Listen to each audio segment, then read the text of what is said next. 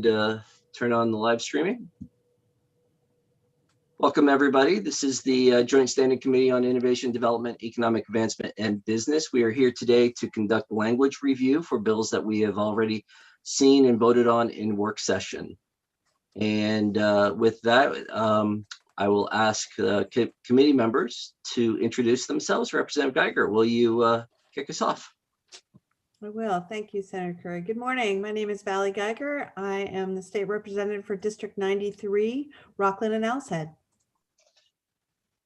Good morning. I'm Representative Genevieve McDonald. I represent House District 134, the offshore islands of Penobscot Bay and Western Frenchman's Bay. Good morning. I'm Sarah Pebworth. I represent House District 133. That includes Blue Hill, Brooksville, Brooklyn, Castine, Sedgwick, and Surrey. Good morning. I'm Representative Ducharme, Jack Ducharme from Madison, representing House District 111, which is Madison, Norridge, and Solon. Representative Sue Austin, hailing to you from my hometown of Gray, which I cover most of. I also have portions of Raymond, Casco, and all of Fry Island. Representative Tavis Hassenfuss, House District 81, Winthrop, Reedfield, and part of Monmouth. Representative Kyle Bailey, House District 27, part of Gorham and a small port of North Scarborough. Good morning, everyone. I'm Sue Bernard. I represent House District 149, which is Caribou, New Sweden, and Westmanland.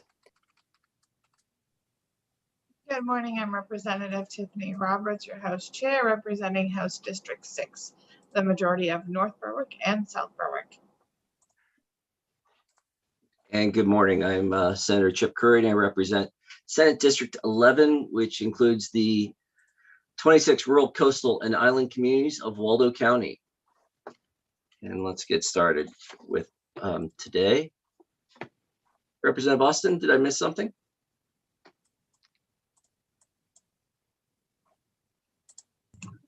Mr. Chair, may I address our committee for just 1 second?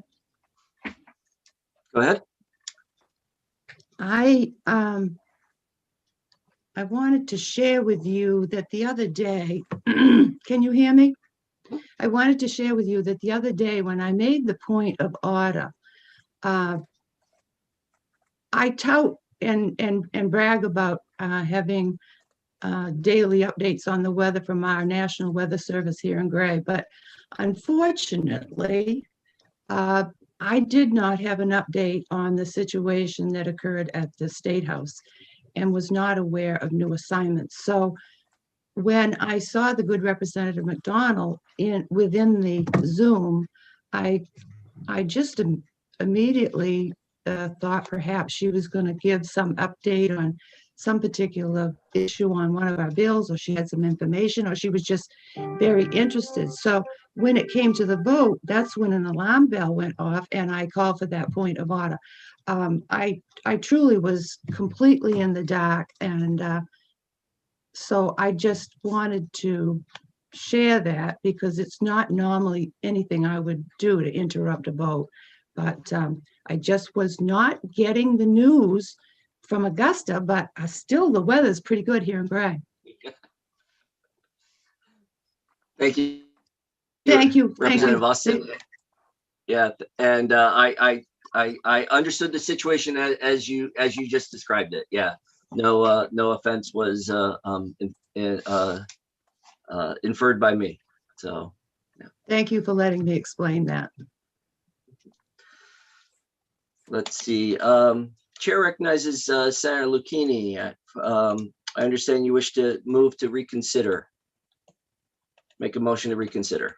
Sure. Thank you. And thank you, Mr. Chair. And I apologize, I forgot to introduce myself. Lucchini, I represent most of Hancock County in the Senate. And at the House Chair's request, where I voted on the prevailing side of, I think it was 1168. I think you wanted some more time to work on that, so I would move to reconsider LD 1168. Second. Is there a second? Second. And the second. LD 1168, for those of you who are watching, was the bill around licensure for hoist. And so if you're taking a moment to pull that up, it's been moved and seconded.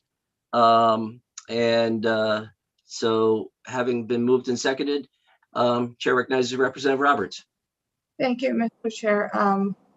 I move that we carry over LD 1168. We need to first vote on the reconsideration. Oh, yeah, sorry. I need more coffee.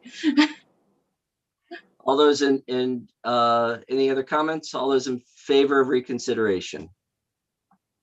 Raise your hand. It's 1, 2, 3, 4. That is a majority for reconsideration. So LD 1168 is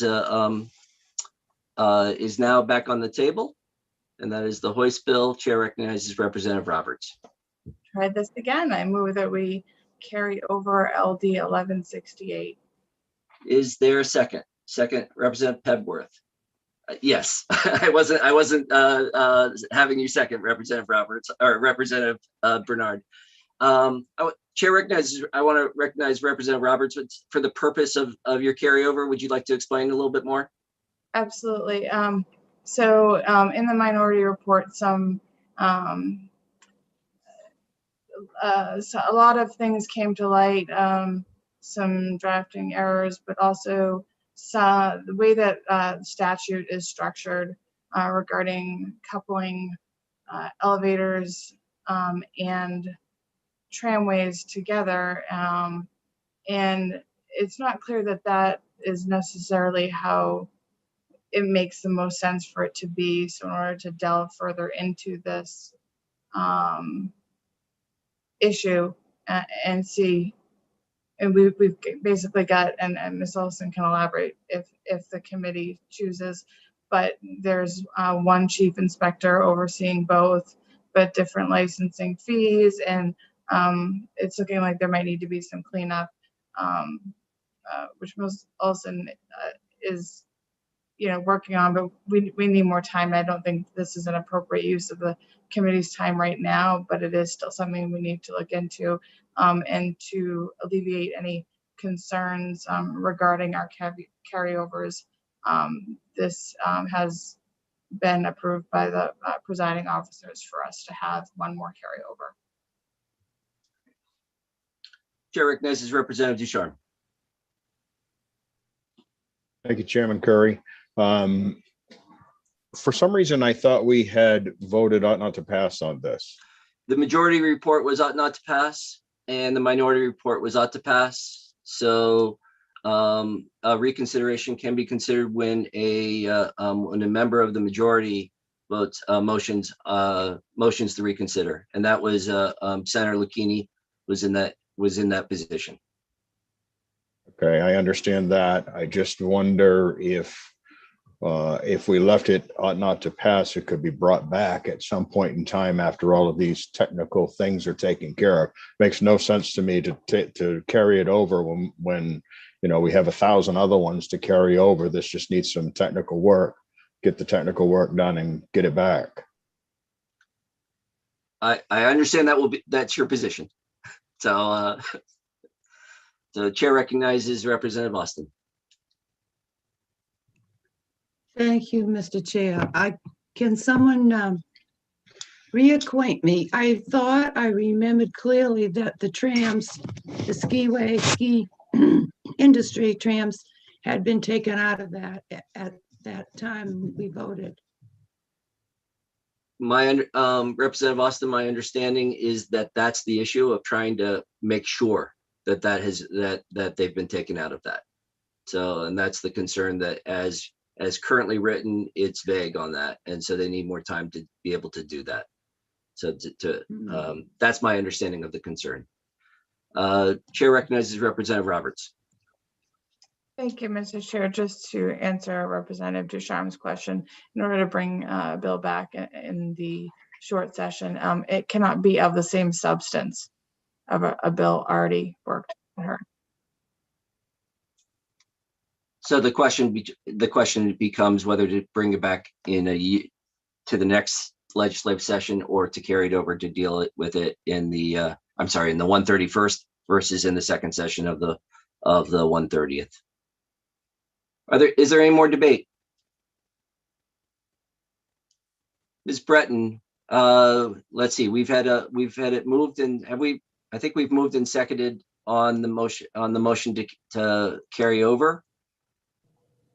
Who is the second on that? I've forgotten who the second is. Representative Pepworth. Great, thank you very much. Thank you. So Ms. Breton, would you call the roll on the motion to carry LD 1168 over? Okay. Or request the carryover to instruct Ms. Olson to request the carryover. Okay, if you're in favor of the carryover, you'll be voting yes. If you're opposed, you'll be voting no. It's a strict pass-fail on a carryover. Representative Geiger.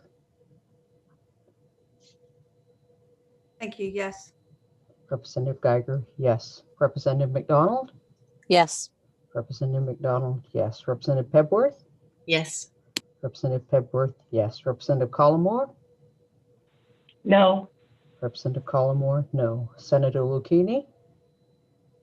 Yes. Senator Lucchini, yes. Senator Seaway? Absent. Representative Ducharme? No. Representative Ducharme, no. Representative Austin? No. Representative Austin, no. Representative Hassenfuss? Yes. Representative Hassenfuss, yes. Representative Bailey? Yes. Representative Bailey, yes. Representative Bernard? No. Representative Bernard, no. Representative Roberts? Yes. Representative Roberts, yes. Senator Curry? Yes. Senator Curry, yes. Having received Eight in the affirmative. with 8 in the affirmative, 4 in the negative, and 1 absent, the motion carries. And that will end our work session on LD 1168. Ms. Breton, what bills do you have before us for language review? Ms. No, Olson. Ms. Olson. Ms. Olson, what bills do you have for us for language review? I guess the first one to bring back up this morning would be LD 1005 from Tuesday. You asked me to wait on that. I needed direction on who should be conducting the study. If you give me a moment, I'll pull it up. And for the committee's benefit and those who are watching, could you tell us all the bills that you expect us to be, that you're bringing forward to us? Today I had LD 1168, 1005. You probably want the titles. Personnel hoist 1005 is the study on providing bonds to every child at birth. 1566, I just have a question back from the revisor's office that I need your direction on, and that is directing the Department of Economic and Community Development to create and administer a fund for live entertainment venues and public art recovery grants. 1652, which is the child care system by recruiting and retaining Maine's early childhood workforce. Again, one question related to the funding section. And I think that's it for this morning. I think I have 4 left to draft, which will need to come by email. And I have been meeting with the funeral board, OPOR, in regards to LD 1214. We had a meeting this morning, but I don't have formal language yet to bring back to you, but nothing has come up in our conversations that is different than what was put forward in the amendment, or which would conflict with it, I should say. Well, thank you for the overview. It's always helpful to know what's coming for today. So LD 1005. Yes.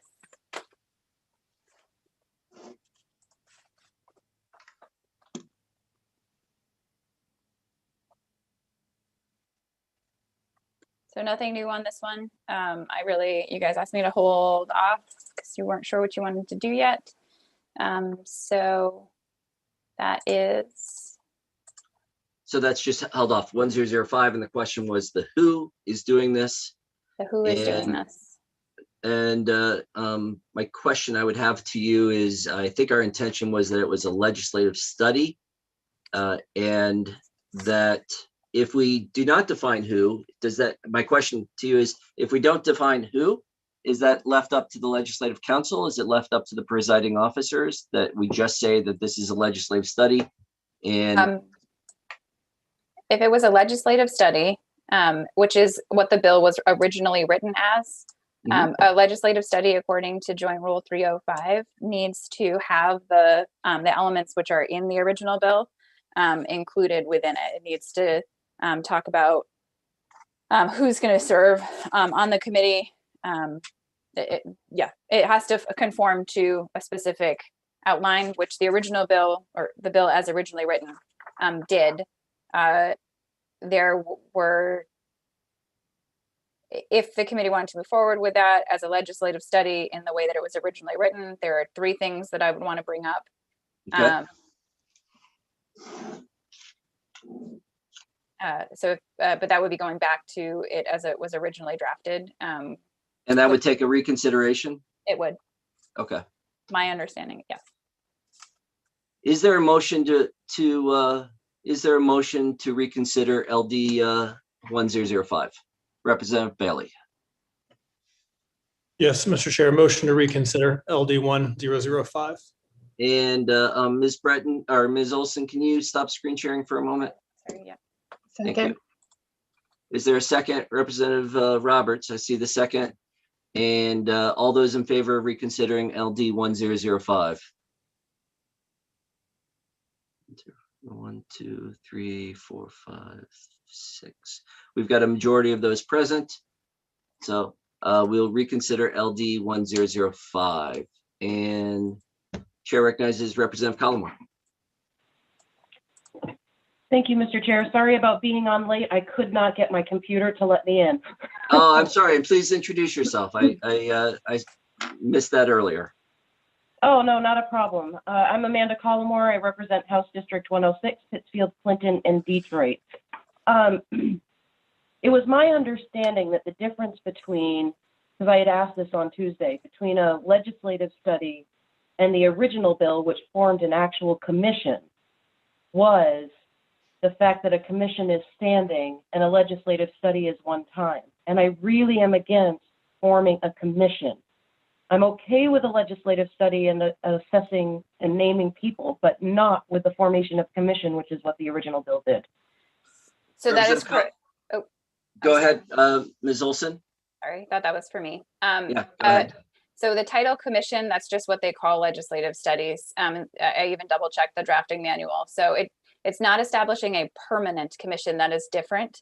So this would just be temporary. So at the time that the report is due back, which is December 1st of 2021, that would be the end of the study of the commission as created. So that's standard language. This is not an ongoing organization. So Collmore, I think we all got a little wrapped up in that language, thinking because the commissions I think we're most familiar with lately have been permanent commissions, and I think that was a misunderstanding that many of us had.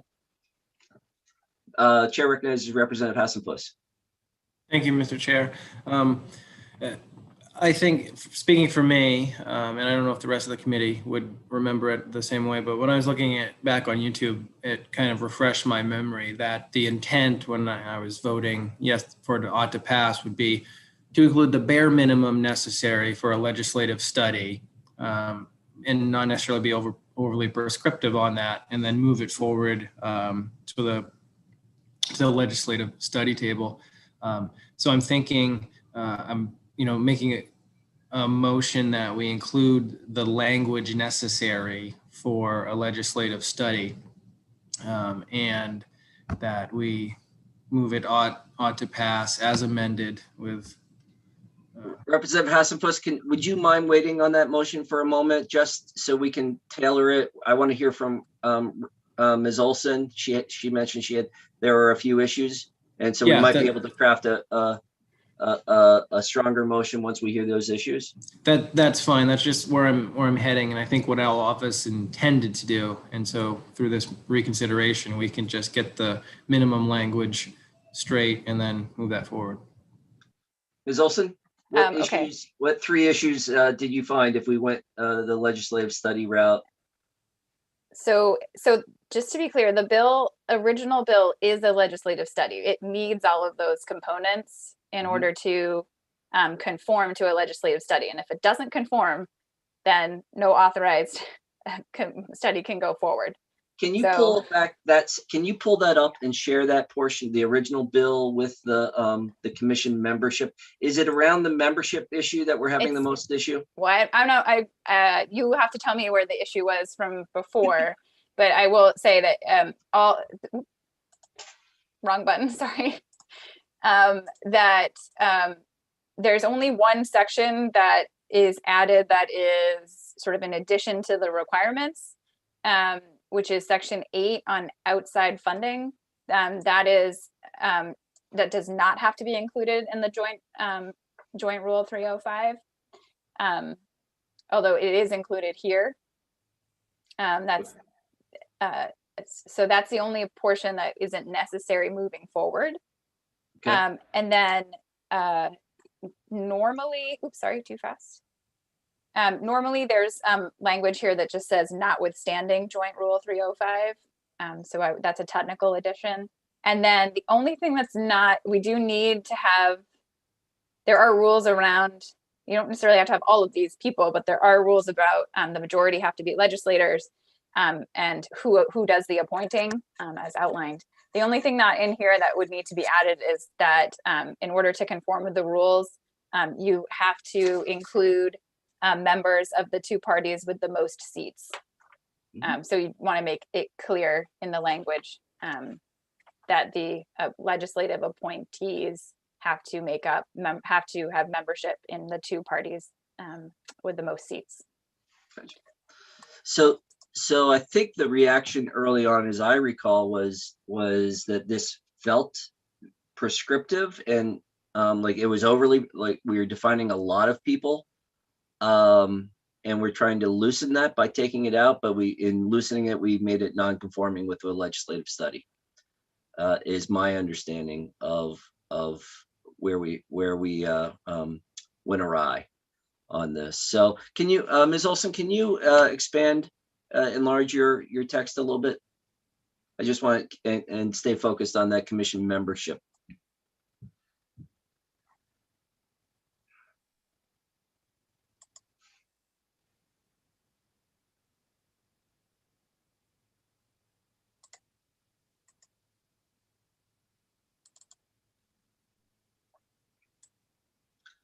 So as originally proposed, we had the Senate would have 3 members from a representative from each of those 3 committees. The House would have a representative from each of the 3 committees, the Committee on Labor, Committee on Health and Human Services, and Innovation Development and Economic Advancement. 2 members of the public representing low-wage workers, recipient of public benefits, appointed by the President of the Senate. 1 member of the public who represents business industry, appointed by the Speaker of the House. And then 1 member from the Speaker of the House and 1 who represents a trade union, appointed by the Governor. Does Representative Bailey, I'm sorry. Okay, I just wanted to share with the committee that I talked on the phone and email for a couple hours on Tuesday and some on Wednesday with exchanged emails with Ms. Olson, and also the bill sponsor, and Representative Hassenfuss was helpful. And we tried to throw everything on the wall to understand exactly what the different possibilities might be to study this.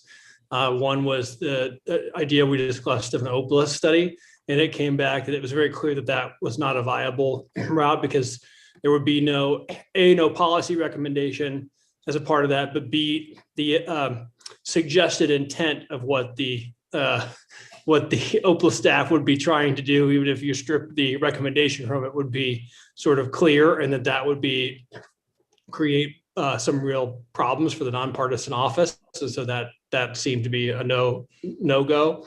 And so deferring back to the legislative study, and I think Ms. Olson did a good job addressing some of the concerns that I know other committee members had about the permanent status of a legislative study like this. So I won't go into that, but I just wanted to share that with the committee. And then I had a quick question for Ms. Olson about the funding mechanism. I think it's section 8, where the bill sponsor wrote in. Am I correct there that, and this is not uncommon, although it's not the most common avenue, right? Is that basically the bill sponsor says, hey, I'm willing to go out and see if I can find a foundation or someone that'll pay for this, rather than asking Mr. or Mrs. Main, who makes $40,000 a year and pays taxes, to ante up to pay for this study. Is that, am I understanding that intent correctly? That was what the bill sponsor was proposing, that he was willing to do here to help find private funding for this study? I won't speak for the sponsor enough top of my head, remembering if he spoke specifically to this or not, but that is the purpose of adding section 8, is that, yes, that this will come from other funding, and if outside funding can't be found, and that would be the appointed chairs of the commission would be the ones who sought that outside funding. Okay, thank you. Chair recognizes Representative Collmore. Thank you, Mr. Chair. When I'm thinking about who's sitting on the study, one of the things that I noticed is that our committee would only have one person on this. And since it's coming to our committee, I feel like our committee should have both a senator and a representative. If we're looking at this in that way, just like Labor and Housing and Health and Human Services does, because it's directed at our committee, I don't feel like we should be one of the groups that only has one.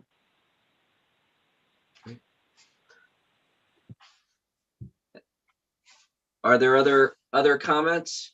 Does anyone have a motion? Has anyone figured out where it seems like we move forward with this? We need to figure out how to do the both parties aspect that needs to be in the language, correct, Ms. Olson?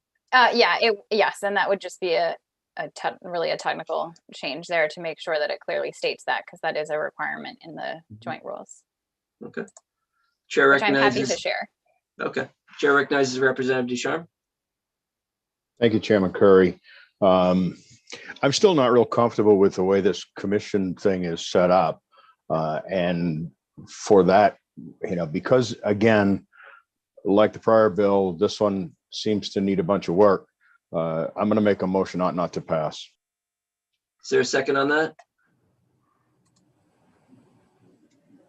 It's been moved and seconded. Is there any more discussion? Chair recognizes Representative Hassenfuss. I just wanted to say that, as I spoke earlier, I think Representative Collmore's comments are perfectly acceptable and would be reasonable. Okay. Chair recognizes Representative Bailey.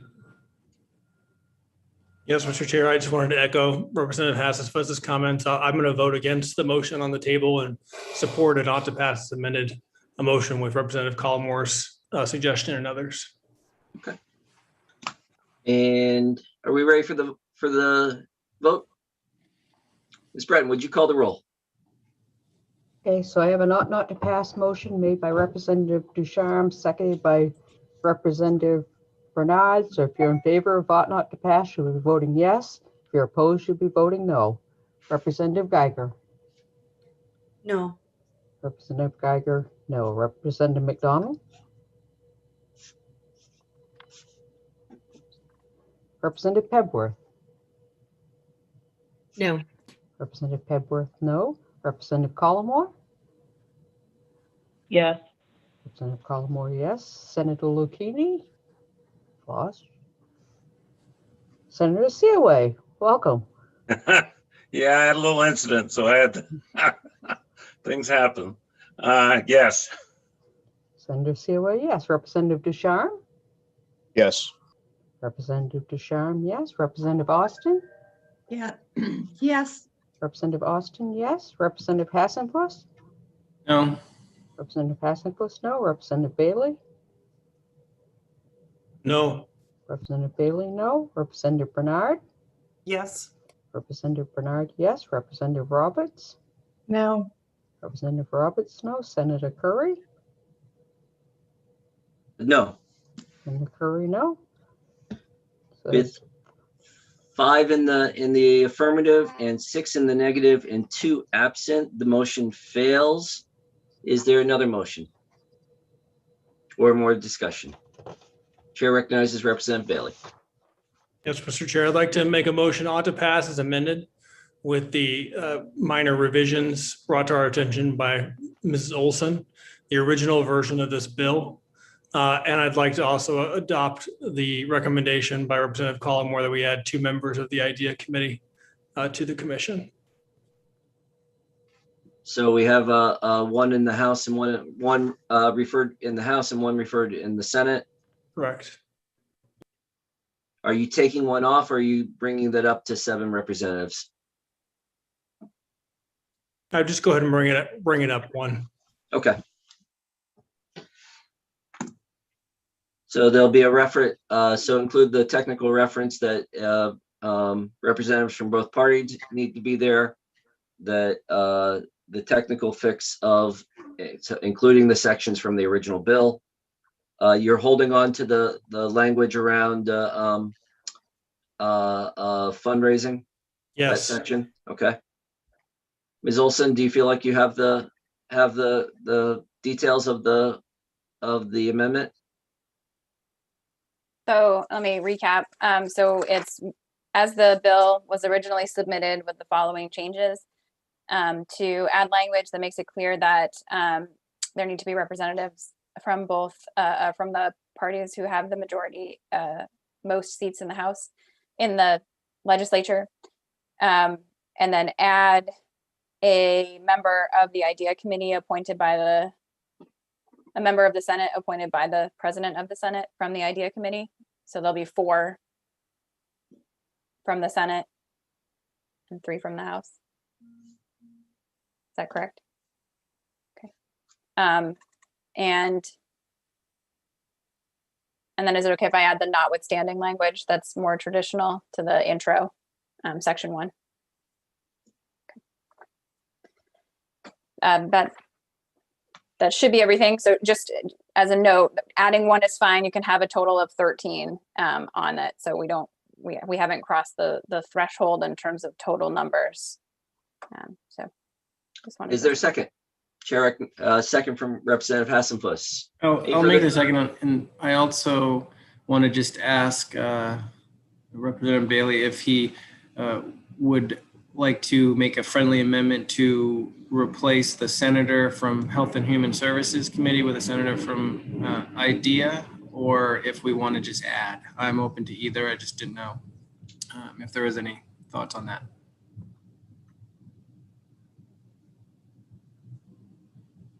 I'm happy to hear opinions of others, but not accepting that friendly amendment at the moment.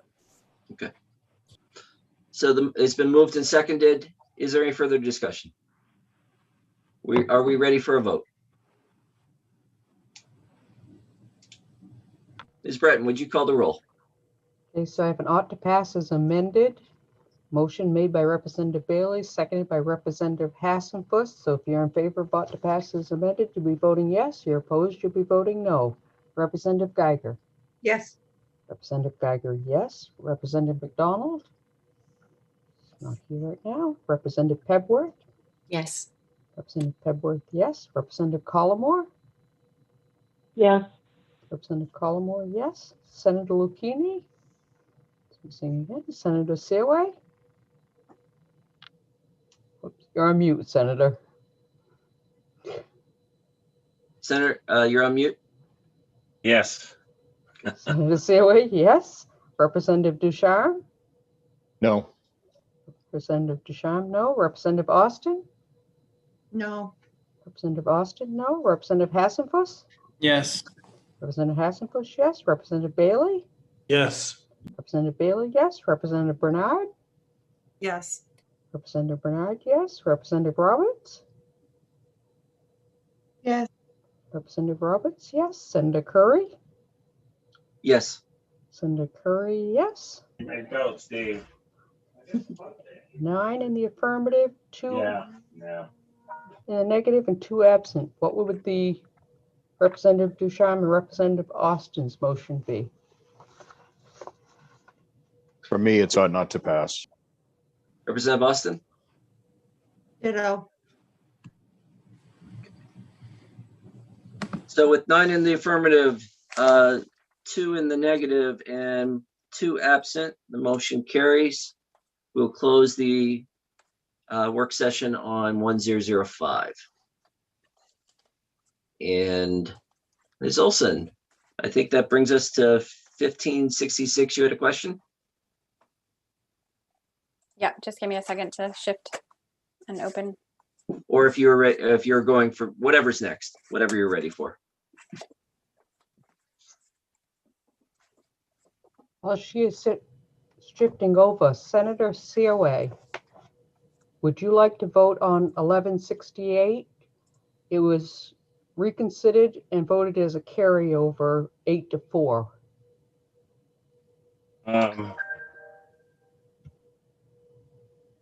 I'd say no. Then it'll be 8-5, but it's a pass-fail motion anyhow, so. Yeah.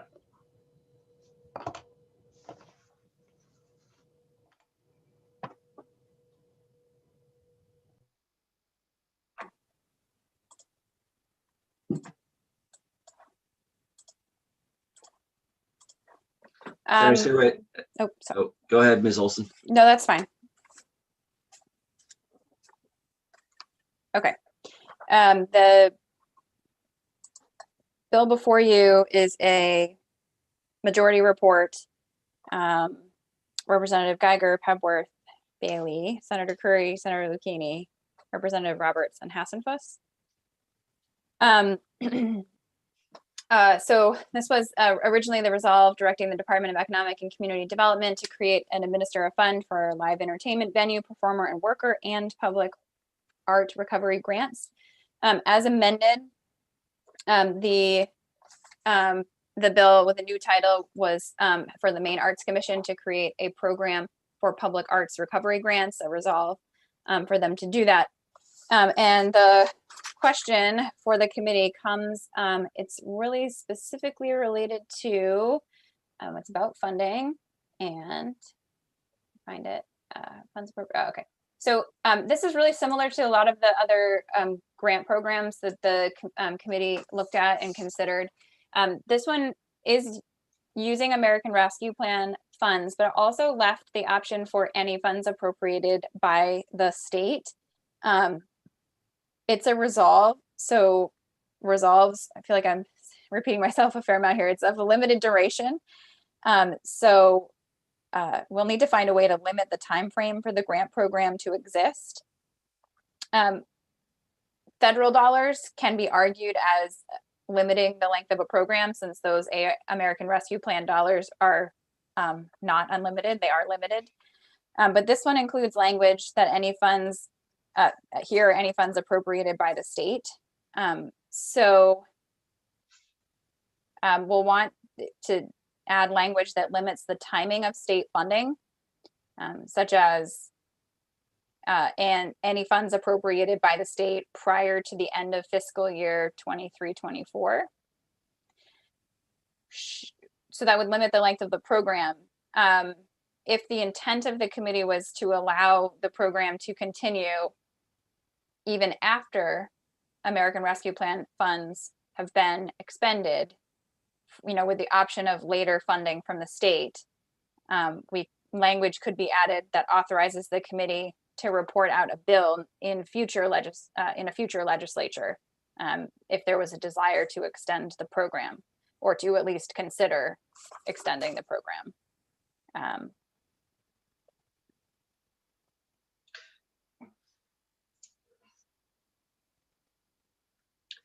Would it be handled also if we just struck the and any funds appropriated by the state? Yes, I mean, That's, I think, how it's being interpreted right now, is since American Rescue Plan dollars are limited in duration, that the programs can only exist for as long as the extent of those, and those are specific federal dollars, last. So yes, that could also address the issue. So for those committee members who voted on the majority report, how would you like to proceed? We could just strike that highlighted section and know that we're using proposing any appropriate funds for the that are ARP funds, and that handles it. Are committee members okay with that? I'm seeing nods. Representative Roberts, are you okay with that?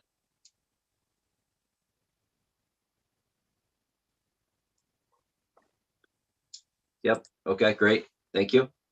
Why don't we just strike it? And that way, I think it was kind of a just in case we had some funds and want to put it in there. But I think the intent of that was for ARP funds. Okay, I can make that change if that is the preference of the majority. Thanks. Of whose report this is. Okay. Thank you. Just to make that clear. All right. So, sorry for I know there's a pause as I shuffle and move and open. Remind myself what I'm saying. I am kind of astounded with the amount of work and amazing professionalism of our nonpartisan legislative staff, kind of, and the team behind you. Yes. So take the time you need. It is amazing. I've seen a lot of good work with the analysts. They do a lot of good stuff. Thank you. Appreciate hearing that. Okay. But for the sake of time, I'm just going to barrel us along. Mm-hmm. So the next one that I need really to make you aware of, and then get your opinion on how to move forward, has to do with LD 1652. This is an act to build a child care system by recruiting and retaining Maine's early childhood educators workforce. This is the majority report. Representative Austin voted ought not to pass, and according to my notes, which don't reflect anyone who necessarily called in, I think Senator Lucchini and Representative Bernard were absent and did not. I don't have a recorded vote. Ms. Breton, do you have a recorded vote on this bill? I'm looking it up for you right now. Thank you.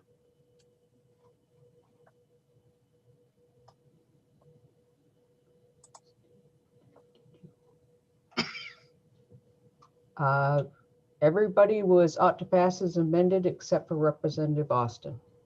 So you did have a recorded vote for both Senator Lucchini and Representative Bernard. Yes. Great. That saves me time from looking it up later. Okay.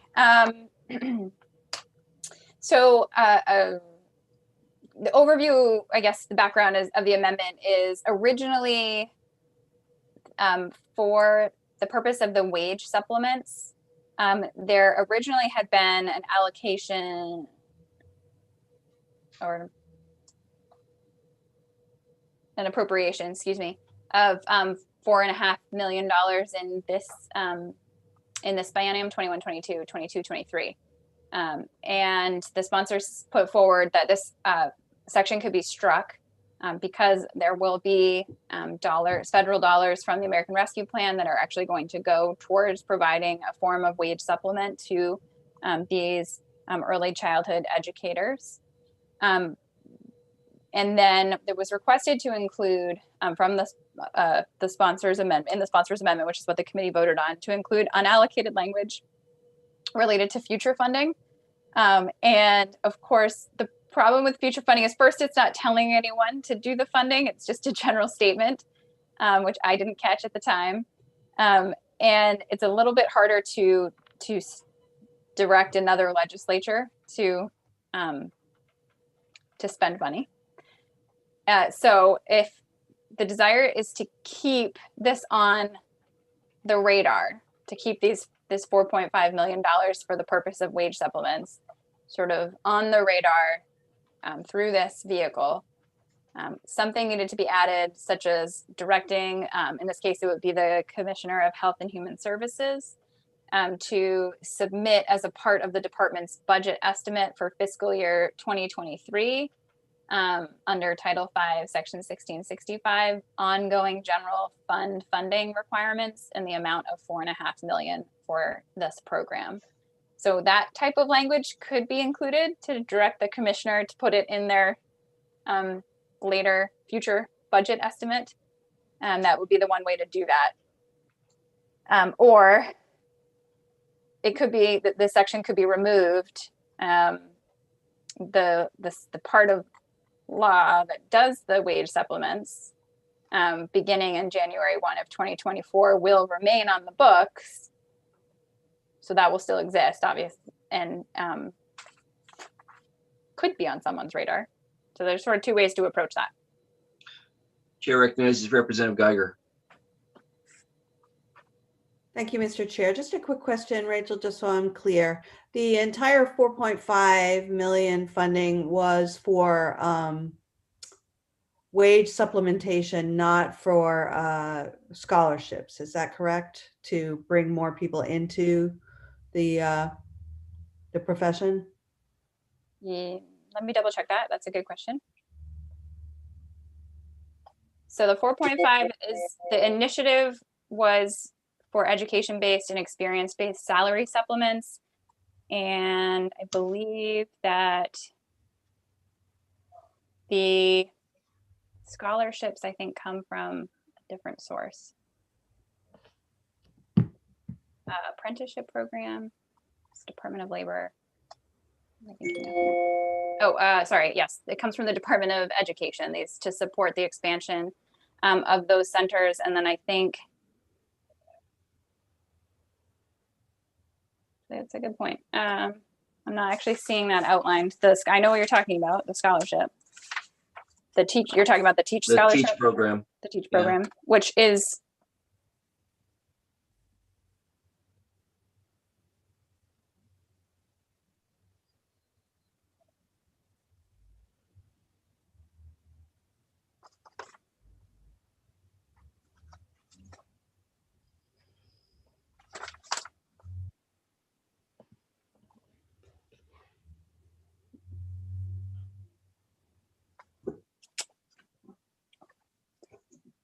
sorry, I do better on paper with stuff like this. So,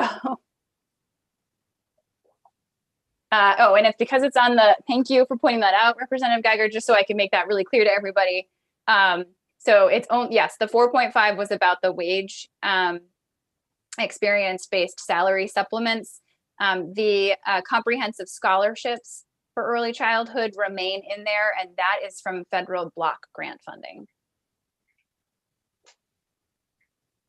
So that remains. So the 4.5 is not related to the scholarships. Thank you. You're welcome. I knew that was the case, but I knew I needed to find it and really have that so everyone can see it.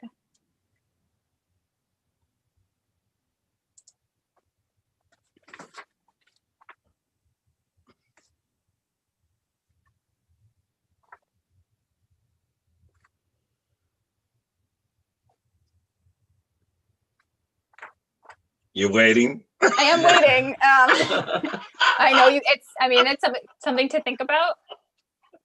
So I wanted to reach out to the bill sponsor to get a sense of this. Yeah. And so I think we're trying to do that and wait just a moment to hear back. Representative Roberts. You want to take a 5-minute stretch break? Yeah, why don't we take a break and then we'll see if we can get some feedback as to which way to go on this. So, thank you. We'll be back in like 5 minutes.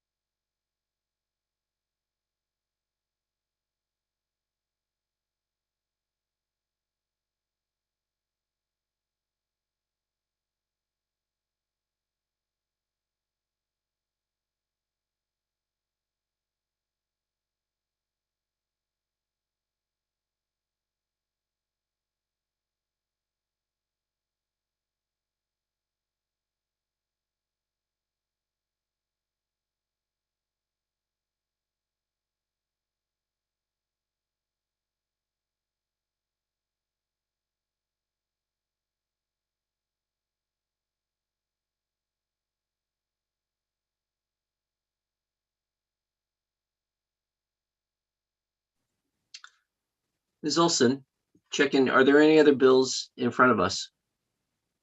Or any other bills that you need language review? No, not today. I have five more. I hope to be able to do those by email, Okay, but no, I don't have any more for today. okay. We're gonna be in a pause for just a few more moments and then we'll come back.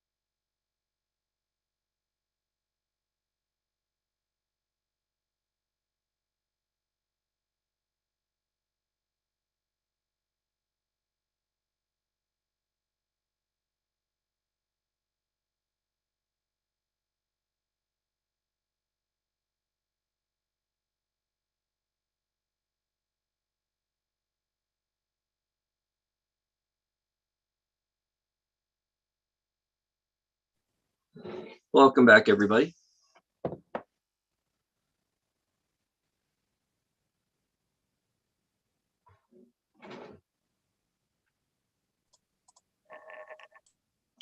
Just ask folks if they could turn on their cameras if they've let us know that you're back.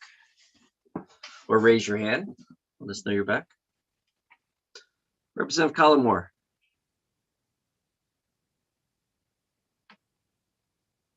Nope, okay. Representative Roberts.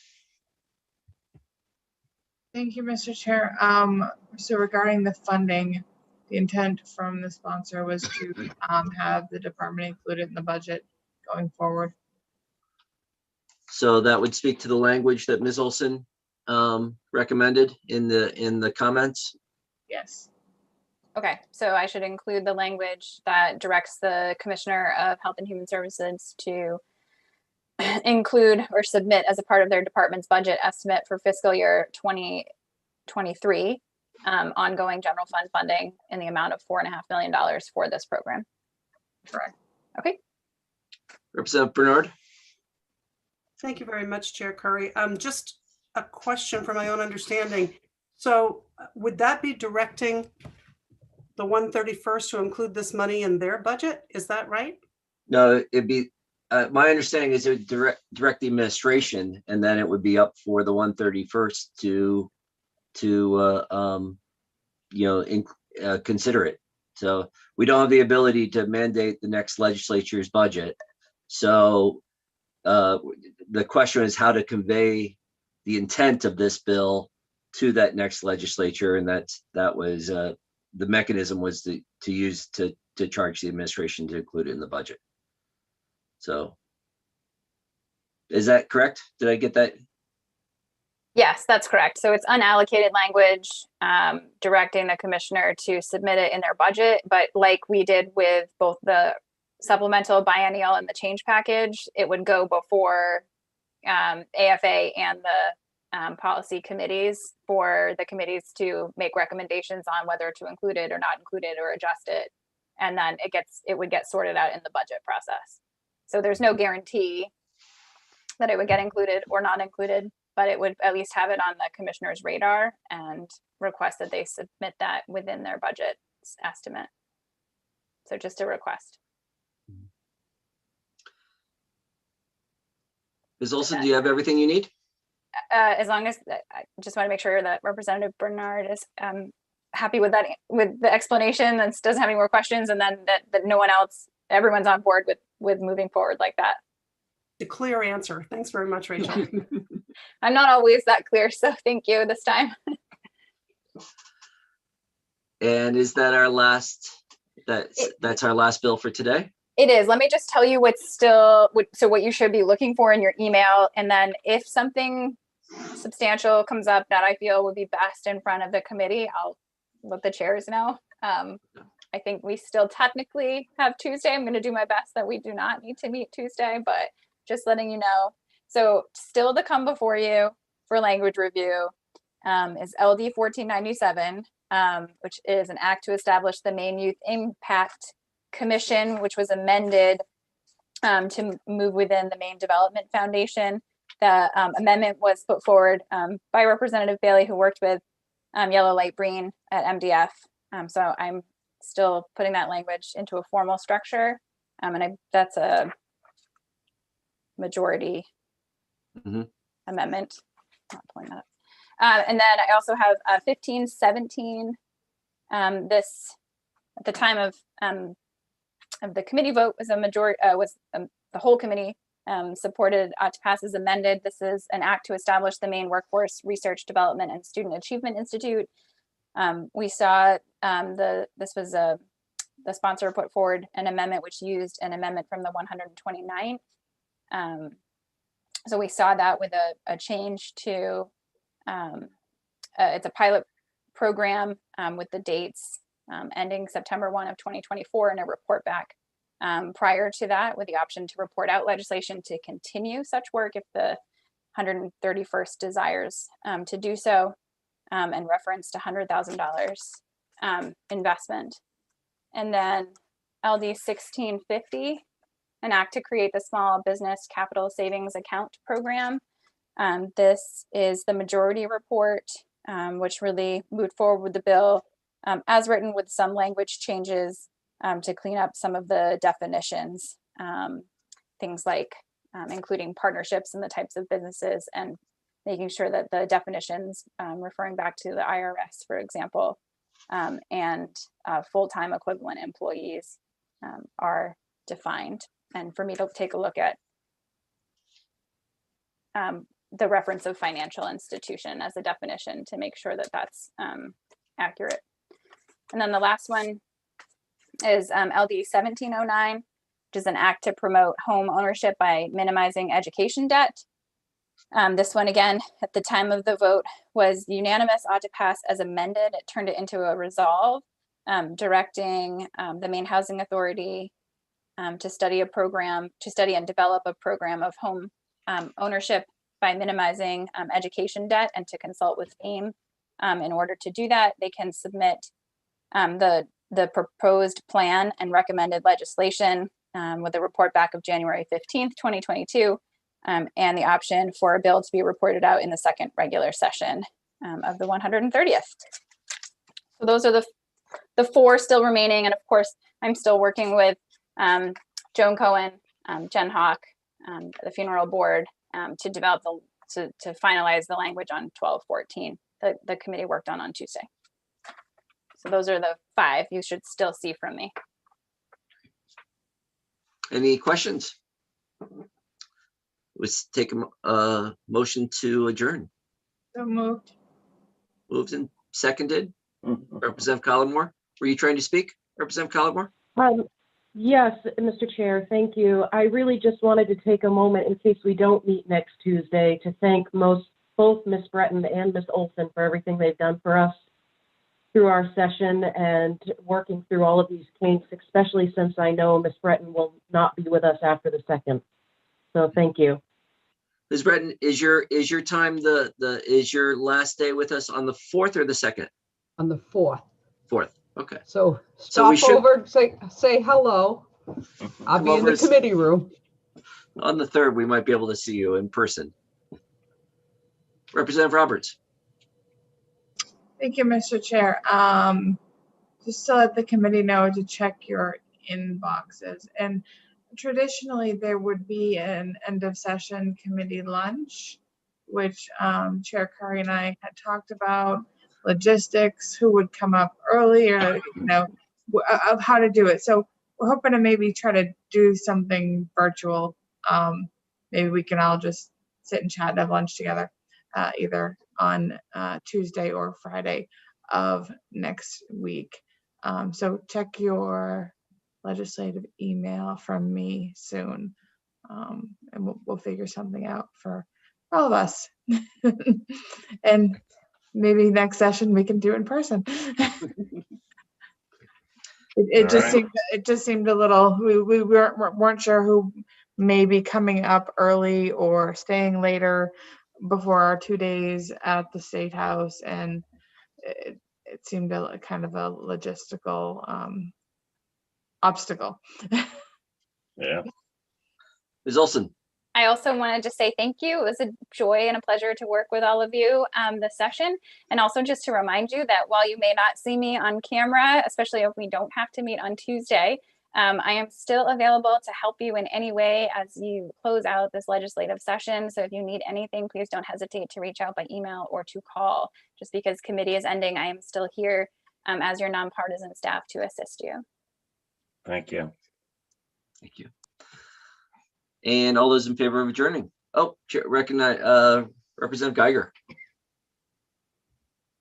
Thank you, Mr. Chair. I just wanted, in case that lunch doesn't happen, to say I'm a brand new legislator. This is my first ever committee, and thank you all so much. I loved working with all of you. I thought we did a really good job, even though we had ideological differences. Everybody was always so polite and respectful of each other, and I just want to say thank you. It's been a really nice experience, and I look forward to working with all of you again in the fall. And I'm going to be reaching out to Representative Ducharme and Representative Bernard to follow up on some joint bills that we discussed over the session. So thank you all again. It's been just a real pleasure. I feel like I got such a great introduction to the best that the legislature can be. So thank you.